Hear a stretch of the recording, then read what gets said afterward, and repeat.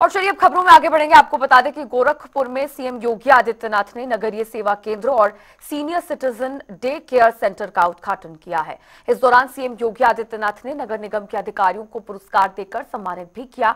आपको बता दें कि नगरीय सेवा केंद्र का निर्माण 1171 करोड़ 64 लाख रुपए और senior citizen day care centre 2.5 crore की लागत से किया गया है।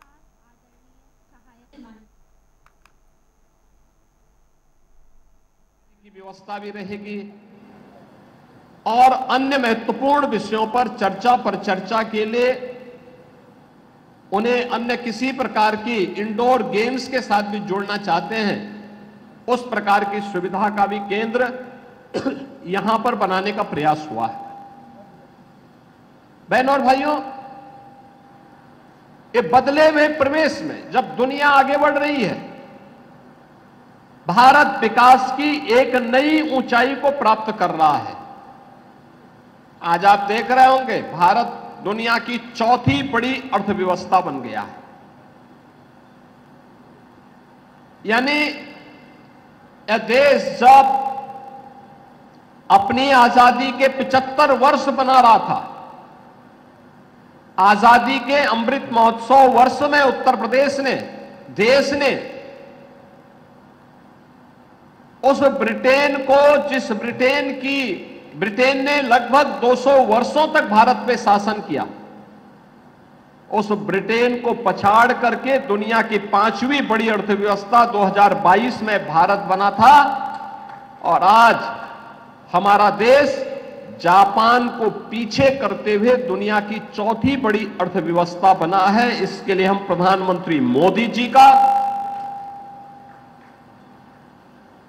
केंद्रीय मंत्रिमंडल का और उन सभी लोगों का जो भारत के आर्थिक विकास में योगदान दे रहे हैं, उन सभी का हृदय से अभिनंदन करते हैं। बहनों और भाइयों, हमारा देश समृद्धि को प्राप्त हो, यह हमारा एक संकल्प होना चाहिए, जीवन का ध्येय वाक्य बनना चाहिए। हम भी अपना योगदान दे सकें देश के विकास में, ये हम सब के मन में एक पवित्र भाव होना चाहिए। और उसी भाव के साथ प्रदेश में पिछले 8 वर्ष में प्रधानमंत्री मोदी जी के मार्गदर्शन में नगरीकरण को और विस्तार देने के क्रम में अर्बनाइजेशन के कार्यक्रम को तेजी के साथ फैलाने का एक विस्तृत अभियान सरकार ने लिया। पहले नगर निगम,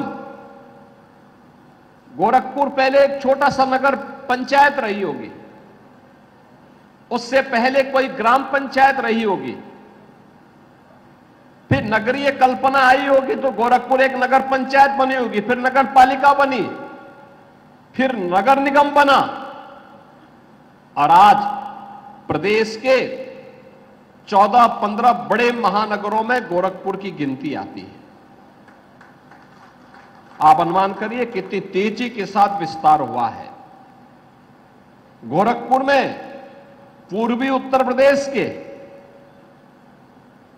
5 करोड़ लोग अपनी शिक्षा के लिए, स्वास्थ्य के लिए, व्यापार के लिए, रोजगार के लिए गोरखपुर पर आश्रित होते हैं। लेकिन गोरखपुर में इस प्रकार का इंफ्रास्ट्रक्चर भी हो, पहले सिंगल लेन की सड़क होती थी, अब 4 लेन की सड़क हो रही है। पहले वायु सेवा नहीं थी, अब वायु सेवा भी प्रारंभ हो गई है। पहले पर्यटन का कोई महत्वपूर्ण केंद्र नहीं था। गोरखनाथ मंदिर धार्मिक जिससे लोग जाते थे, धार्मिक पुस्तकों को क्रय करने के लिए गीता प्रेस जाते थे, अब तो पर्यटन के लिए रामगढ़ ताल एक बेहतरीन स्पॉट हो गया है।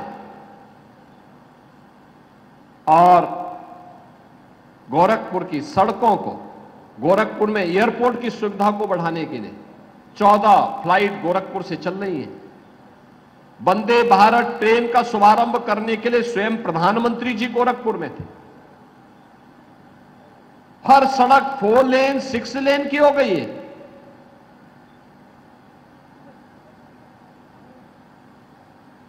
जिन वार्डों में सुविधा नहीं है वहां पे उत्सव भवन बनाए जा रहे हैं।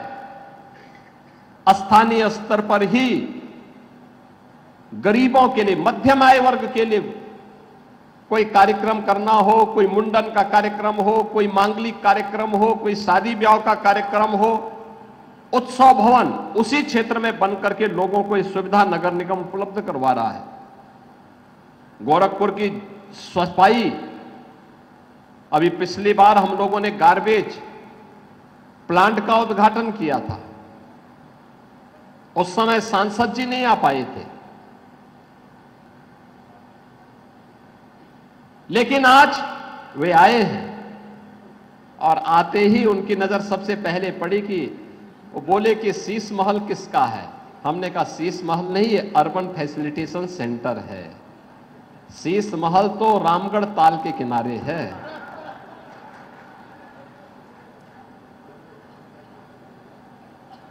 ऊपर जाकर के वो पार्षदों के एक रूम में बैठ गए, कहे कि अगर मैं इसको अपना कार्यालय बना देता, तो मैंने कहा पार्षदों को फिर शीश महल दे दीजिए।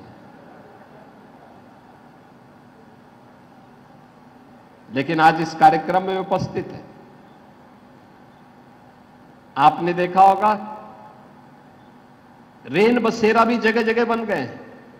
कोई निराश्रित कहीं दूर दराज से आया, सिटी में रह रहा है, रहने की कोई सुविधा नहीं है, सड़क की पटरी पे न सोए, अमानवीय है ये, उसको रुकने की व्यवस्था दी जाए। पहले एक बरसात होती थी पूरा सिटी जलमग्न हो जाता था, अब जल निकासी की प्रॉपर व्यवस्था की जा रही है। अब जलमग्न गोरखपुर नहीं होगा। गुड़धोवा नाला बनाया जा रहा है, मुझे लगता है कभी भी गुड़धोवा नाले की सफाई नहीं होगी। पहली बार गुड़धोवा नाले को एक स्वरूप दिया जा रहा है, भव्य स्वरूप दिया जा रहा है कि जल निकासी की व्यवस्था भी होगी और उसको टूरिज्म के एक नए स्पॉट के रूप में भी वहां विकसित किया जाएगा, जिससे वहां आने जाने वाले लोगों के लिए भी और सुविधा हो सके। आने जाने की भी उसके माध्यम से हम लोगों को सुविधा देंगे, वृक्षारोपण कराएंगे, गंदगी नहीं रहेगी।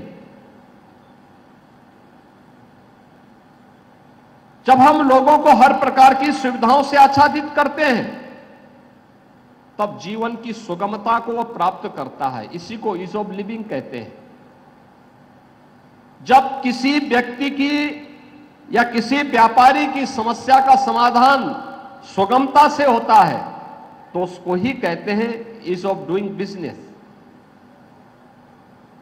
आसानी से, सुगमता पूर्वक, बिना किसी व्यवधान के सारे काम एक प्लेटफॉर्म पे, एक छत के नीचे, एक समय में उपलब्ध हो रहे हैं। और वह भी यहां पे उपलब्ध कराने का कार्य, तकनीक का उपयोग कराने का काम जहां ये किया जा रहा है, केंद्र की सरकार हो, राज्य की सरकार हो, नगर निगम का प्रशासन हो, ये जितनी तत्परता के साथ काम कर रहे हैं, उतनी ही तत्परता के साथ हमें आम जनता जनार्दन को भी इन सुविधाओं के साथ जोड़ना पड़ेगा। जनता जनार्दन को भी इन दायित्वों के साथ जोड़ना पड़ेगा।